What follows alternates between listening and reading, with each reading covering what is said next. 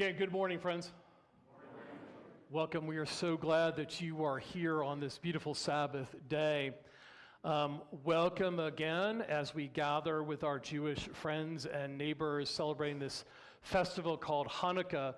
And so Hanukkah and Advent, in a sense, are the seasons of light in the midst of the cold, dark days of winter. We come to continue our journey of Advent, or in Latin, Adventus, the preparation for the arrival of the light to be born among us, not only at the end of the age, but also in the midst of history at Bethlehem. We gather also to continue our sermon series called the Advent Approach. We began last week in this 4-week season of preparation, again, around the light of hope and peace and joy and love. We will gather to consider once again this story that we have heard since we were children, the birth of Jesus. And our intention here is to actually think about this as story. And in the midst of that, the Advent approach is to see this through the various lenses of story. So last week we talked about the story as fairy tale. Next week we'll talk about the story as comedy. Right before Christmas we'll talk about how the story is mystery. But today is tragedy. Sorry. In the midst of this, our hope is for you to not just hear the story again, but to be transformed by it. Because what we believe here at St. Gregory's is that all of this Advent Christmas journey, is not about us learning more about God. Actually, I don't think that God is too terribly interested about what I know about God. I don't think God is too interested in the theological assent that I make through creeds and dogmas. Rather, what I think is that God is more interested in how this story changes me, transforms me, moves me. It's not enough for me to think about this intellectual assent, but rather what I really need to be thinking about is how I live this story out. So I come unafraid to think about this story in so many different ways. Not just as about a real story happening 2,000 years ago, but again in the story that is, again, comedy and mystery and fairy tale and tragedy. I hope you know that here at St. Gregory's, we take this story very seriously. We have almost on a daily basis some sort of scripture study for us to be immersed into this story to see how we can indeed be transformed by it. Yes, we learn all sorts of Greek and Hebrew and all that kind of stuff, but even more so is, what does this do for me? So story is at the essence of what we are, who we are, and what we talk about here at St. Gregory's. A number of years ago, an author, Noah Harari, wrote a book called Sapiens. And if you like a huge, thick book about human evolution and anthropology, this is your book. I got the Cliff Notes. It's a fascinating book about how we develop as human beings. And what his point is that yes, what makes us different from all other beings, animals on earth, opposing thumbs, yes, the ability to create fire, okay. But actually, with respect to other ancient forms of humanity, just sheer horsepower, we're not so different. What is different about humanity, and he and some other philosophers, René Girard, talk about the importance of imitation. Right? So I look over here and I grunt, there's a stone. And you grunt back, stone. We agree that is a stone, right? So all of a sudden now we have some communication going, and is wood, and that's so now we have some sense of language. And then as language develops, we have story. And as story develops, we have metaphor. And when metaphor develops, then I can have some sense of understanding about things like individuality and community, family. And from there, we have developed to here. And so we bring that understanding of story here in Advent. And again, what I'd like to ask you to think about is that this continued proclamation and reflection on the story of the birth, I mean, just think about this. This whole thing about story is our desperate attempt to put some sort of language to the belief that the creator of the universe wants to be incarnated through this human being born in Bethlehem. And so we tell this story, we retell it, and we think about it again in various aspects. And that's our hope again, is seeing this and receiving it as a story, not just intellectual assent, but a story that could change your life and the life of our community forever. But again, today, we find ourselves at tragedy. About 1,000 years ago, I was in high school. And I took my one and only one poetry and literature class. And I thought that I might be able to understand this until we decided we were going to read Shakespeare. Oh, good gosh. And the teacher, I remember this, said, let's read King Lear. Now, for those of you who don't know it, this is a very happy story. So this play goes on for like 5 scenes, 5 acts, right? And through all these acts and scenes, things get worse and worse and worse. And then then Shakespeare throws in this little curveball and says, well, maybe the villains won't be successful. Maybe the kingdom will come back and it'll be okay. There's a little hint there. But then, remember, this is Shakespeare. So at the end of scene 5, everything goes bad and everybody dies, right? But in the last scene there's one remaining character. His name is Edgar. And at the end of all of this, Edgar decides to speak for all of us who are the audience. After witnessing this tragedy that everyone dies and the kingdom is in tatters, he says this. The weight of this sad time we must obey. Speak what we feel, not what we ought to say. I think that's important. I'd like to suggest that on the second Sunday of Advent, when probably most of our Christmas trees are up, most of our houses are decorated with lights, and we're in the process of getting all of our Christmas presents bought and Christmas cards written. We're going to all the concerts and the plays, and everyone is singing joy to the world. That we need to remember that as much as we celebrate the joy of Christmas and the beauty of tinsel, do they still make tinsel these days? The beauty of tinsel,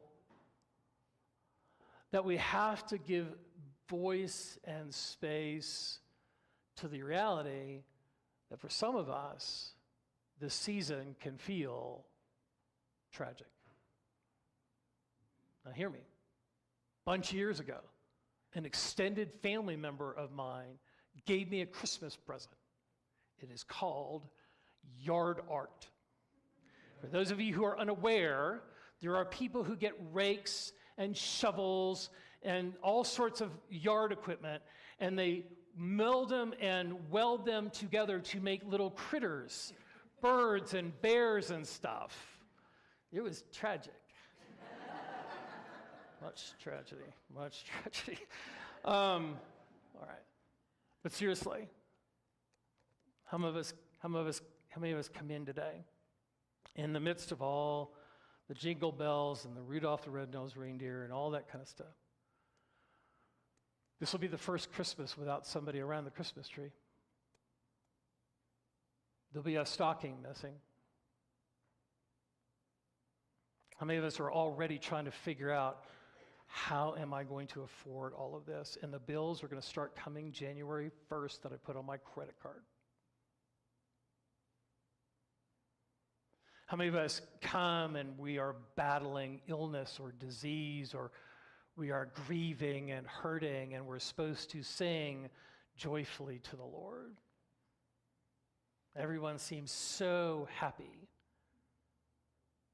and I feel so lost, not knowing where I fit in. Does my story belong in this story at all? Am I going to get that next job? Am I going to hang on to my health care? How many of us have kids or grandkids who are across the country and we will not be able to celebrate Christmas but on FaceTime or Zoom?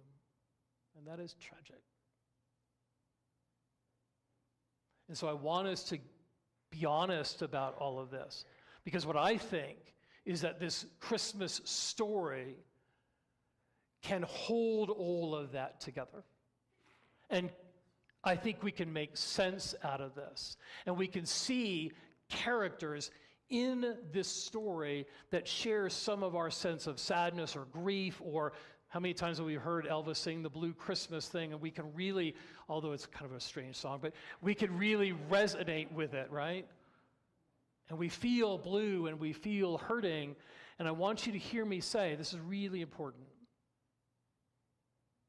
If you are hurting this Christmas and everyone else is singing joy to the world,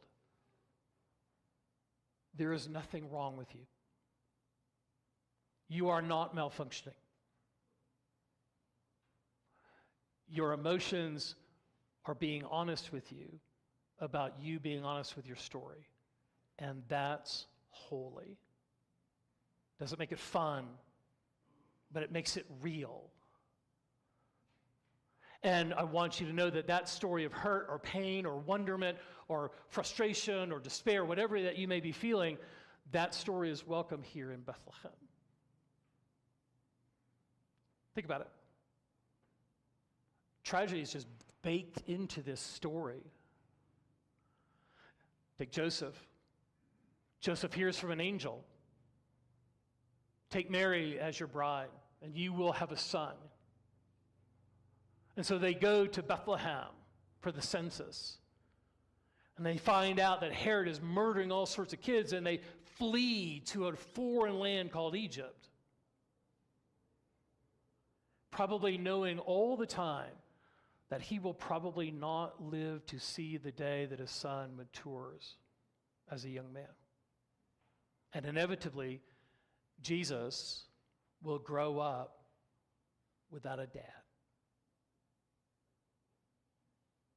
Mary, the one who penned this great Magnificat, this great protest hymn that we sang earlier in our worship, who was able to say yes to the angel, let it be unto me according to your will, who believes with all of her heart that through her son, the entire world will be redeemed. That everything through her son will be possible, and everything that you wrote or heard about in the prophecy of Isaiah today that seems so gullible might actually happen through her son. And she will find herself at the foot of the cross and see injustice take her son from her. And so this tragedy is just baked into this. It's part of this story. Now, we don't want each other to get stuck there. I don't want you to set up camp there and live there eternally. That's not what this story is about. This story is taking that story of tragedy and bringing light to it so that you can then move forward with a renewed sense of hope, because what happens here in this lowly place. Now, I'd like to suggest also that the gospel writers know all of this. They know that our human condition is filled with all sorts of challenges, difficulties, pains, grief, and yes, tragedy. And so they write about it. So I want you to do is open up your scriptures today to the gospel story. How many of you are trying to think, did he forget the gospel? I know what you're thinking. All right. So here's the gospel story. This is the story, the incarnation of the divine creator of the universe. This is how it happens. This is in the eyes and through the heart of Matthew, Levi. He says this. This is the genealogy of Jesus, the Messiah, the son of David, the son of Abraham. Abraham was the father of Isaac, Isaac the father of Jacob, Jacob the father of Judah and his brothers. Judah the father of Perez and Zerah, whose mother was Tamar. Perez the father of Hezron. Hezron the father of Ram. Ram the father of Abinadab. Abinadab the father of Nahashon. Nahashon the father of Salmon. Salmon the father of Boaz, whose mother was Ruth. How many of you are also thinking, wait a second, didn't we hear this about a month ago? Roger did this. So I'm going to skip to the end, because we'd be here until next Tuesday reading this thing. Very end, right? Let's go to the very end. It says this. Eleazar the father of Matthan, Matthan the father of Jacob, Jacob the father of Joseph, the husband of Mary, and Mary was the mother of Jesus, who is called Messiah. Thus, there were 14 generations in all, from Abraham to David, 14 from David to the exile in Babylon, and 14 from the exile to the Messiah. Okay. So that's how Matthew envisions this. Now, think about this. A couple things. What Matthew is doing, first and foremost, is he's going to try to connect Jesus to David. David being the pinnacle of the Jewish history. Greatest guy. So he's got to connect Jesus to David. And so basically he's trying to fit his size 16 foot into a size 8 shoe. Because if you do this genealogy, it don't work. All right? You can't do this genealogy and get to Jesus. There are all sorts of holes here. All right? But what he's trying to do is connect you to that, and he does that through the number 14. Numbers are big in ancient Hebrew. And so David, the letter D, is the fourth letter of the alphabet. Vav is the sixth, or sorry, the other way around. Yeah. 4, 6, 4. So David, 4, Vav, 6, David, 4. So DVD, Dalet, Vav, Dalet, 14. So he's just trying to get you there, to make you think, again, that yes, all of this will be in the prophetic word from Isaiah and the rest of the prophets, to make sure that the math works. So he writes this genealogy. Now, I know my family from time to time, we look at our genealogy, and it's really cool. You get to see who your ancestors are and the stories and all this kind of great stuff. It's really fascinating. And when you list your genealogy, the people that you have there are important. So you put important people in that genealogy, yes? So everyone that I know that does genealogy, somewhere down the road, their ancestor is Charlemagne or somebody like that. I mean, I'm here to tell you, every single time it does it. Ancestry.com, you are going to be related to somebody like that. Whatever. Not my family, we are just mutts. So anyway, so here's the deal. We got Isaac, and we got Jacob, and we got David. Guy after God's own heart. Yes, good guys, holy guys, really good men, men of God. Hold on, wait a second. You got these women. Uh-oh. You got women, Tamar, Rahab, Ruth, Bathsheba. Ooh. I will tell you that is a lot of ink spilled by male authors telling you about how these women were not really good women. They had all sorts of character flaws, and so what they represent is the fact that Jesus can then relate to us sinners, because these sinner women are in the genealogy. If you read it that way, no pun intended, that is a tragic misread of the Bible. These women were not part of the tragedy story of God. They were heroes. Ruth takes care of her mother-in-law, Naomi, and makes sure that they are cared for. Rahab hides the spies that Joshua has sent into Jericho, and she makes it possible for them to be successful entering into the promised land. Bathsheba, who is treated horribly by David, gains her voice and becomes the one who brings up her son Solomon to be the king who will build temple. These are heroic women. And so again, what seems like a tragedy actually is a story of hope. It is through these women that light comes into the world.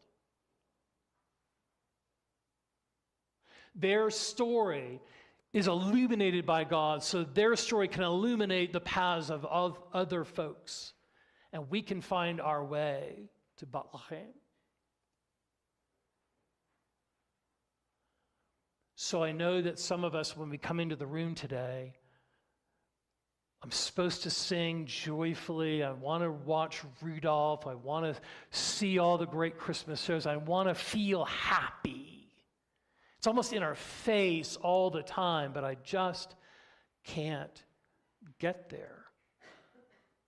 Now, here's the deal, is to be able to name that truth, to be honest that this is my experience right here and right now, but trusting that I will find my way, illuminated by that light of hope and peace, I will find my way here. And so then I am no longer stuck in this place of tragedy, but I can get up and I can walk forward with a renewed sense of hope and life, that this story can transform all of my pain and all of my unbelief and all my wrestling with God and all my doubt and all my anger and all of my sadness, and I can do all of that, and that all can be transformed by this simple story. Now, some of you may not, I know what maybe some of you are thinking. It's like, I wish that could be true for me. But I kind of feel on the outside of this story. Don't forget that all of these women, every single one of them, came from outside the story. None of them were Jewish.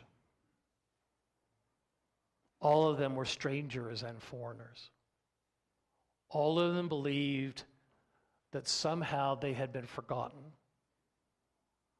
and that they did not belong in this story. But somehow God broke through all of that. And they were able to receive the story and lay their tragedy aside and find a renewed sense of hope. Illuminated by light of hope and peace and joy and love, knowing that that light continues to burn. It will burn miraculously and never go out. Their stories were transformed by the story that God had put within them, and they made this story possible. It will make your story renewed again. Let's pray. So God, we thank you for this great story of joy and wonder and light. You becoming incarnate in the midst of us to bring us joy again. And sometimes, God, that we need to be honest with ourselves and say we are just wrestling at this moment. And that wrestling and that sense of tragedy is holy in itself. But we know that we are not to get stuck there. That through this story and immersing ourselves in that story and continuing to lean into believing that story, that we can be changed, we can be new again, and we can walk with hope that the Messiah has come to us. And all God's people said, amen. Let's rise, friends. Hello, friends. My name is Roger, and I serve as the pastor here at St. Gregory's. Thanks for taking the time to watch our recent video. We hope that you found something meaningful in our message today. If you're intrigued about what's going on here at St. Gregory's, click subscribe. You can keep up with all the content that we're posting up on our YouTube channel. You can also visit our website at saintgregs.org, S-A-I-N-T, gregs.org. You can find out all about our life here in our community. Throughout the week, we have lots of different studies and community groups as we explore the way of Jesus together. We invite you to leave a comment. We'd love to know how you're exploring your faith journey as well. Thanks for all the way that you share in our life here at St. Gregory's. Look forward to visiting with you again soon.